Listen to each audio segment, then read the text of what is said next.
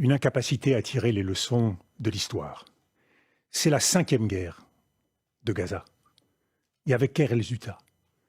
Avec à chaque fois plus de violence, à chaque fois plus de danger pour Israël.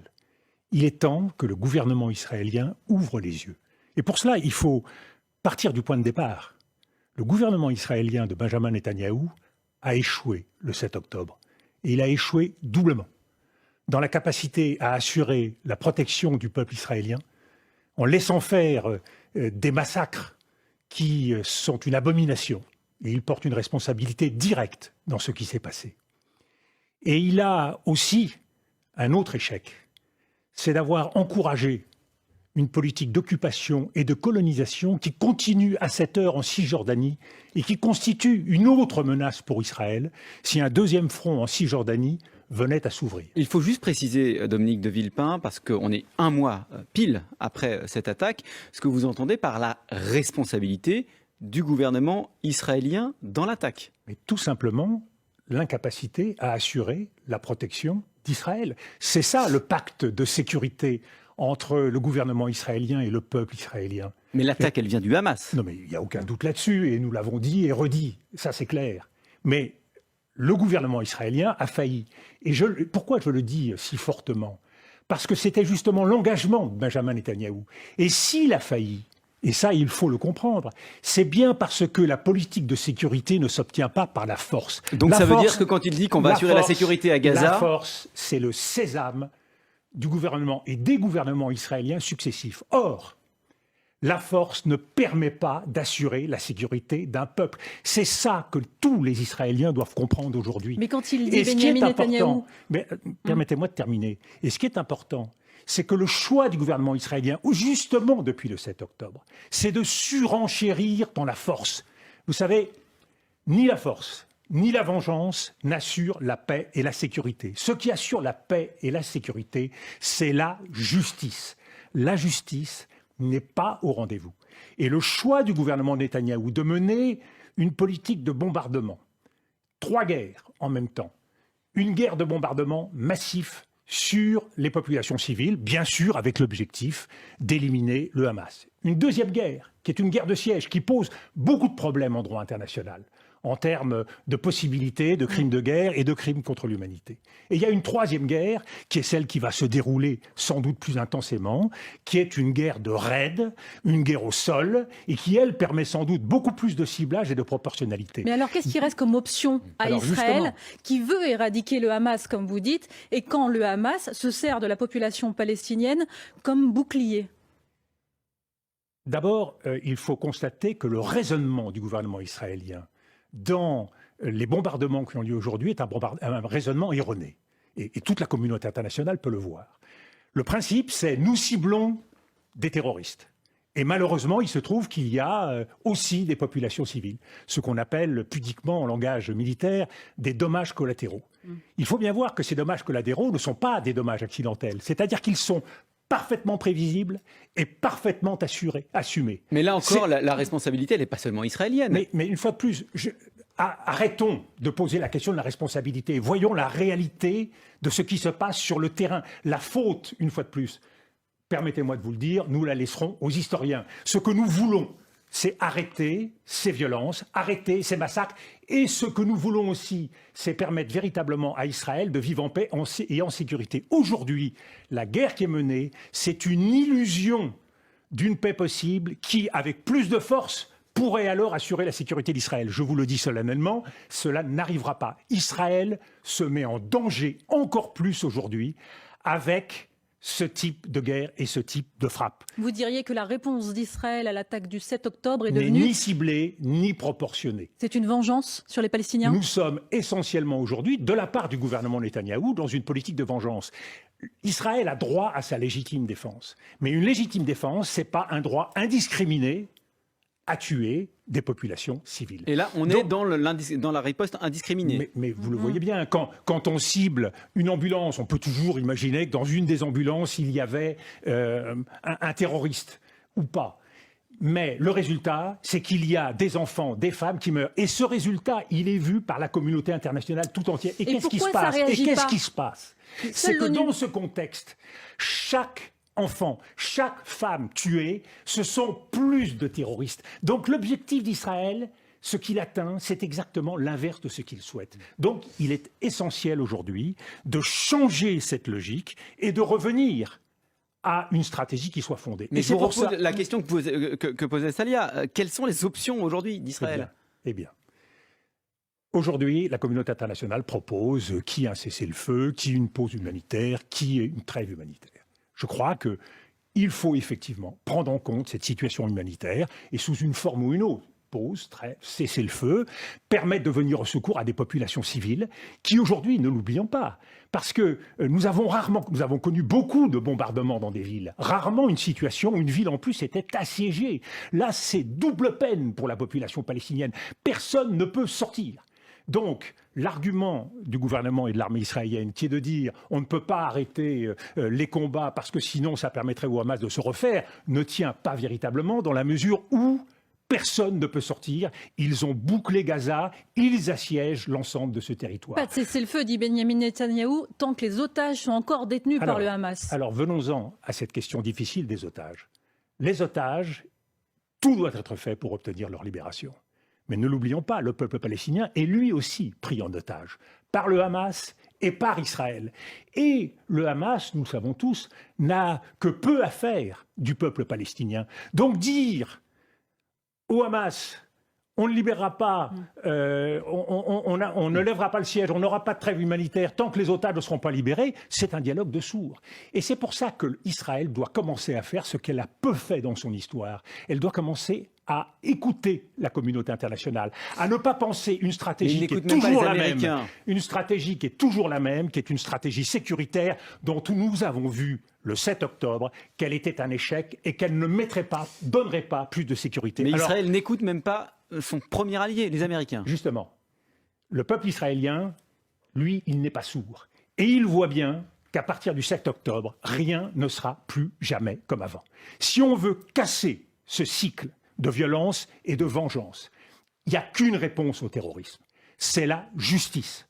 Et la justice, elle passe par l'ouverture d'une solution politique aux Palestiniens. Donc permettez-moi de dire qu'à partir d'une pause humanitaire, qui serait une formidable occasion pour Israël de revoir ses objectifs de guerre. Les objectifs de guerre aujourd'hui d'Israël ne sont pas réalistes. C'est éliminer, éradiquer l'ensemble du proto-État du Hamas. Et aujourd'hui, nous voyons clairement que l'intérêt d'Israël, c'est d'avoir un État responsable à ses côtés. Et cet État responsable, il faut arrêter de couper les cheveux en quatre. Il doit clairement être la Cisjordanie, toute la Cisjordanie. Il doit être Gaza, avec un accès entre les deux territoires, et Jérusalem-Est. Le problème, et c'est tout le sens de la surenchère de Benjamin Netanyahou, c'est que Benjamin Netanyahou n'en veut pas, et que Benjamin Netanyahou mène une guerre pour tout faire pour que la solution politique ne vienne pas sur la table. Et c'est là où la communauté internationale, l'Europe, les États-Unis doivent dire à Benjamin Netanyahou que cette guerre n'est pas acceptable. Elle n'est pas acceptable car elle nous conduit tout de suite, parce qu'on voit bien, du Hamas, on va passer à l'Iran.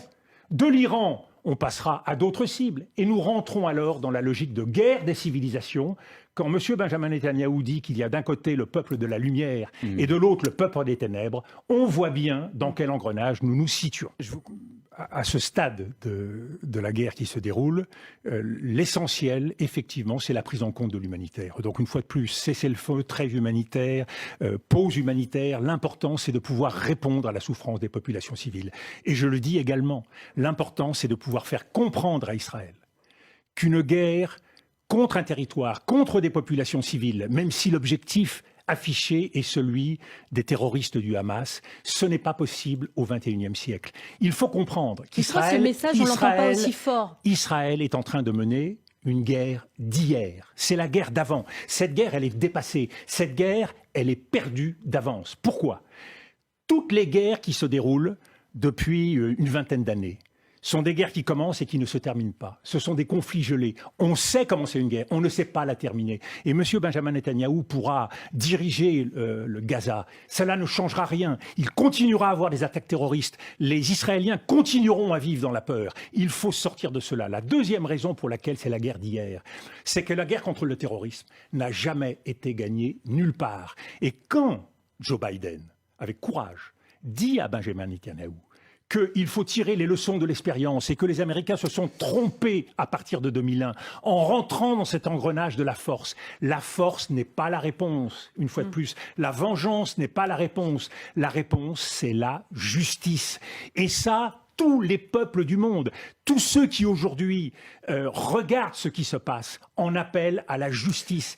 Et nous sommes une objection qui peut vous être faite, Dominique de Villepin. Nous sommes, nous, également en train de perdre cette guerre. Car ne négligeons pas le fait que ce qui se passe en Ukraine, Ukraine va payer les conséquences aussi de ce qui se passe en Orient.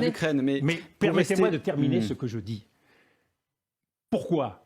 Parce que le deux poids deux mesures trouve sa parfaite illustration aujourd'hui entre ce que défend l'Occident et ce que nous faisons aujourd'hui au Proche-Orient. C'est-à-dire ? Non-respect du droit international, non-mobilisation face au massacre des populations civiles. Aujourd'hui, c'est un devoir.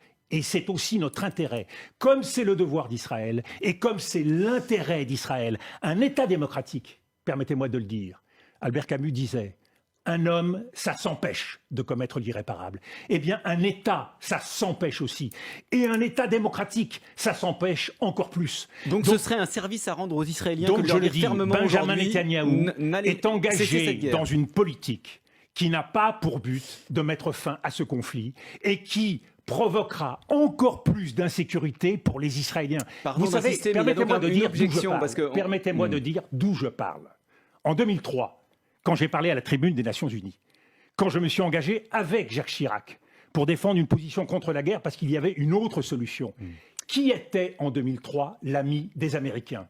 Est-ce que c'était Tony Blair ? Est-ce que c'était le dirigeant portugais, le dirigeant italien, le dirigeant espagnol ? C'était la France. Aujourd'hui, quand je dis ça, je le dis en tant qu'ami d'Israël.